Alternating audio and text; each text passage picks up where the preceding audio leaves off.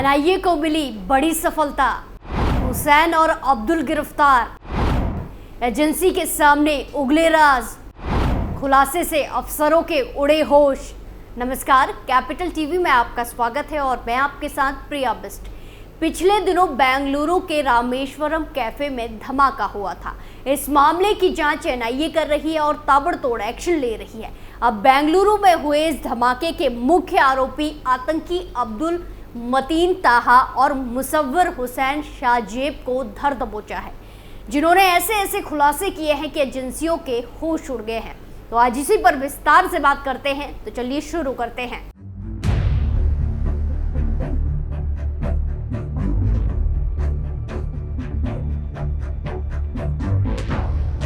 बेंगलुरु के रामेश्वरम कैफे धमाका मामले में राष्ट्रीय जांच एजेंसी एनआईए ने पश्चिम बंगाल से 2 संदिग्धों को गिरफ्तार किया है। बताया जा रहा है कि ये दोनों धमाके के मुख्य आरोपी आतंकी अब्दुल मतीन ताहा और मुसव्विर हुसैन शाहजेब हैं। इन दोनों से पूछताछ की जा रही है। ये जानकारी सामने आई है कि एनआईए ने इन दोनों को कोलकाता के नजदीक किसी जगह से गिरफ्तार किया। ये दोनों लंबे समय से फरार चल रहे थे। वहीं आपको बता दें कि मुसव्विर हुसैन शाहजेब वो आरोपी है जिसने कैफे में आईईडी रखा था और अब्दुल मतीन ताहा विस्फोट की योजना बनाने वाला शख्स है। उसी ने इस ब्लास्ट को अंजाम देने और उसके बाद भागने के पीछे की योजना बनाई थी। वहीं बताया गया है कि ये दोनों यहां अपनी पहचान बदलकर रह रहे थे। इससे पहले इनके चेन्नई में छुपे होने की जानकारी सामने आई थी। इन दोनों के नाम बदलकर यात्रा और होटल में रुकने का भी खुलासा हुआ है। आपकी जानकारी के लिए बता दें कि आतंकी अब्दुल मतीन ताहा और मुसव्विर हुसैन शाहजेब को पश्चिम बंगाल के रीवा से पकड़ा गया है। एजेंसी 40 दिनों की मशक्कत के बाद इन आतंकियों को पकड़ पाई है। इस पूरी कवायद में एजेंसी को कई छोटे छोटे सुराग लगे, जिनकी सहायता से इन दोनों को पकड़ा गया। अरेस्ट किए गए दोनों आरोपियों की गिरफ्तारी से बड़ा खुलासा हो सकता है। संभावनाएं जताई जा रही है कि दोनों से पूछताछ होने पर कर्नाटक के साथ साथ कई राज्यों में फैले स्लीपर सेल मॉड्यूल का पर्दाफाश हो सकता है। बताया जा रहा है कि पकड़ा गया एक आरोपी अब्दुल मतीन ताहा उस आतंकी ग्रुप में से जुड़ा हुआ है जिस ग्रुप ने 2019 में तमिलनाडु में हिंदू लीडर की हत्या की थी। बताया जा रहा है कि आरोपी विदेशी हैंडलर्स के संपर्क में भी था, जिसे उसे लगातार निर्देश मिल रहे थे।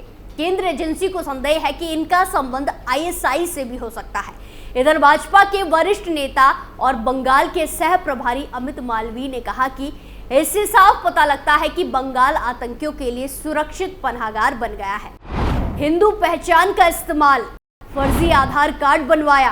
बेंगलुरु के रामेश्वरम कैफे में धमाका करने वाले आतंकी मुसव्विर और इस हमले के मास्टरमाइंड अब्दुल मतीन ताहा की पहचान स्थापित करने के लिए एजेंसी आसपास के कई सीसीटीवी कैमरों की जांच कर रही थी।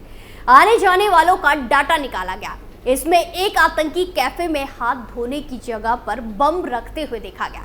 एनआईए ने और भी जांच की, जिससे उसे इस आतंकी के धमाका स्थल पर आने की जानकारी निकली।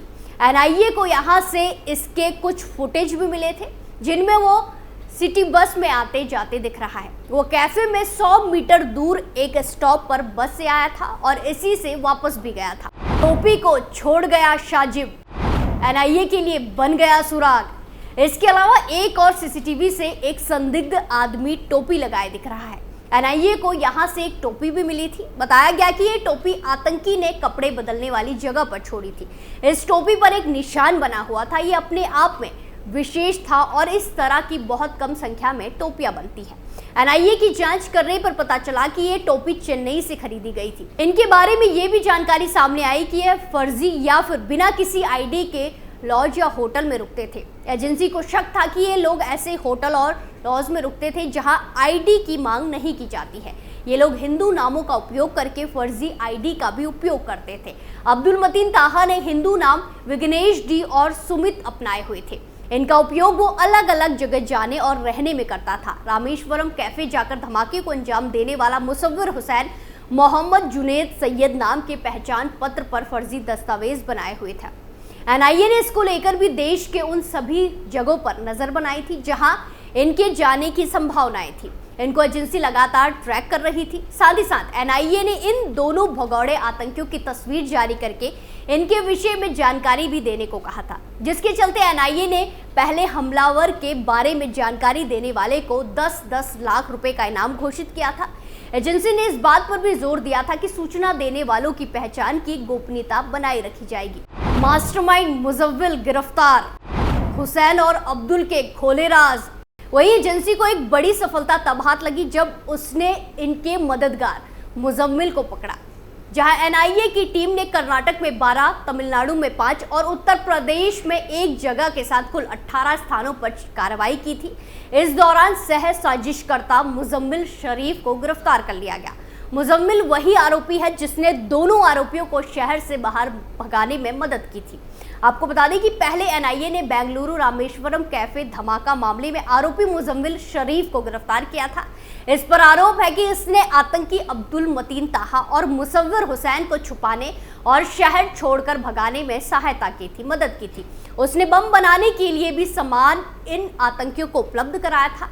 वो अभी भी एनआईए की गिरफ्त में है और उससे लगातार पूछताछ चल रही है। इधर 12 अप्रैल की सुबह ही एनआईए की टीम ने कोलकाता के पास फरार आरोपियों का पता लगाया। टीम को जानकारी मिली कि दोनों आरोपी पहचान छिपाकर रह रहे हैं।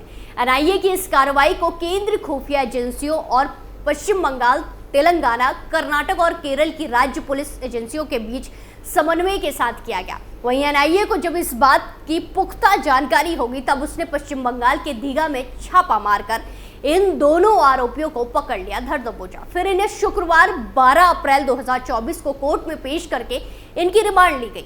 दोनों को 12 अप्रैल की सुबह गिरफ्तार किया गया था। इसी के साथ अब कैफे में हुए धमाके की पूरी सच्चाई सामने आने की उम्मीद है।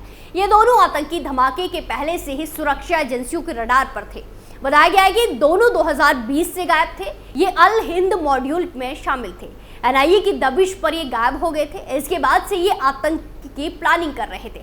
इन्होंने मिलकर बेंगलुरु के रामेश्वरम कैफे में मार्च 2023 में धमाके को अंजाम दिया था।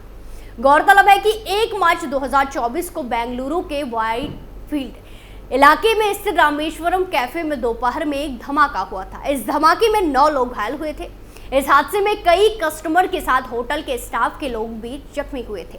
इनमें कुछ लोगों को गंभीर चोटें आई थी। विस्फोट के चलते कैफे में भारी नुकसान भी हुआ था। धमाके के पीछे की जानकारी बाद में निकलकर सामने आई। वहीं बेंगलुरु पुलिस ने इस धमाके के बाद गैर कानूनी गतिविधि रोकथाम कानून यूएपीए और विस्फोटक अधिनियम के तहत मामला दर्ज किया था। हालांकि गृह मंत्रालय के निर्देश के बाद एनआईए ने जांच अपने हाथों में ले ली।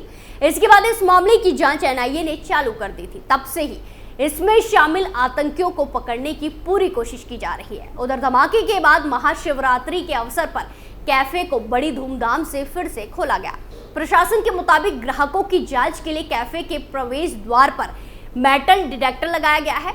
एंट्री की अनुमति देने से पहले कर्मचारी हर एक ग्राहक की जांच कर रहे हैं। सभी ग्राहकों पर कड़ी निगरानी रखी जा रही है और कर्मचारी किसी भी संदिग्ध गतिविधि पर नजर रख रहे हैं। वहीं अब एनआईए को बड़ी कामयाबी हाथ लगी है, जहां बेंगलुरु में हुए धमाके के मुख्य आरोपी आतंकी अब्दुल मतीन ताहा और मुसव्विर हुसैन शाजेब को धर दबोचा गया है। ऐसे में देखना यह है कि इस गिरफ्तारी से क्या क्या अब निकल कर सामने आता है और इस घटना के तार कहां तक जुड़ते हैं। स्पेशल स्टोरी में आज के लिए इतना ही। फिर पेश होंगे नए मुद्दे के साथ। बाकी तमाम खबरों के लिए देखते रहिए कैपिटल टीवी उत्तर प्रदेश। नमस्कार।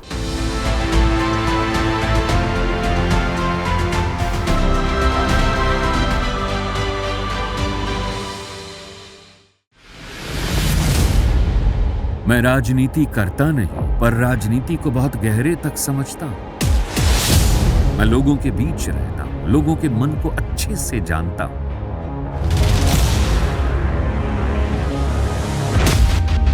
पब्लिक और पॉलिटिक्स की हर नब्ज को खूब पहचानता हूं। संघर्ष की सियासत से सत्ता के सिंहासन तक मैं हर खबर से खरा सच निकालता हूं। ना कोई दौड़, ना कोई race. Capital TV, Uttar Pradesh.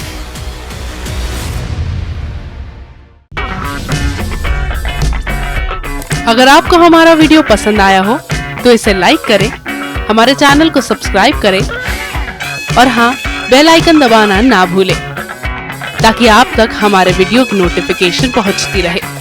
आप अपना सुझाव हमें कमेंट बॉक्स में दे सकते हैं। हमारे साथ जुड़ने के लिए शुक्रिया।